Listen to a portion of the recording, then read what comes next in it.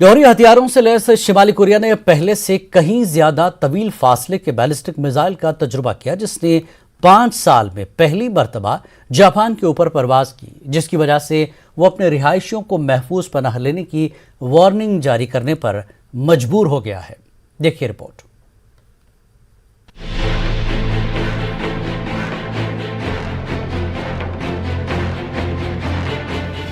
जौहरी हथियारों से लैस शुमाली कोरिया ने पहले से कहीं ज्यादा तवील फासले के बैलिस्टिक मिसाइल का तजुर्बा किया, जिसने 5 साल में पहली मर्तबा जापान के ऊपर, जिसके बाद जापान अपने रिहायशियों को महफूज पनाह लेने की वार्निंग जारी करने पर मजबूर हो गया।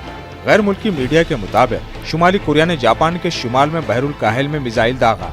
मीडिया रिपोर्ट्स के मुताबिक शुमाली कोरिया की जानिब से फायर किए जाने वाले मिसाइल ने साहिल में गिरने से पहले 4500 किलोमीटर का फासला तय किया। रिपोर्ट्स में ये भी बताया गया है कि 2017 के बाद से शुमाली कोरिया का ये जापान के ऊपर से पहला मिसाइल तजुर्बा है। जापान हुकूमत ने मिसाइल के रुख को देखते हुए शुमाली इलाकों में अलर्ट जारी किया और शहरियों को महफूज पनाहगाहों में मुंतकिल होने की हिदायत दी। ऑनलाइन पोस्ट की गई और इसके साथ शेयर की गई एक वीडियो में दिखाया गया है कि अलार्म सिस्टम और सायरन खुले मैदानों और लोगों के घरों में सुनाई दिए गए। जापान के वज़ीर आज़म ने मिसाइल दागे जाने को पुरतशद्दुद रवैया करार दिया। 北朝鮮による弾道ミサイルの発射、これは断じて許すことができない暴挙であります。最大限の警戒をもって早急に対応を図ってまいります。先ほど米国インド太平洋軍司令官アクイリノ司令官にいただき、改めて日米の強い意志、そして日米の連携を確認し、そして共同訓練を行うことといたしました。जापान के वज़ीर दिफा का कहना था कि जापान अपने दिफा को मजबूत बनाने के लिए पीछे नहीं हटेगा।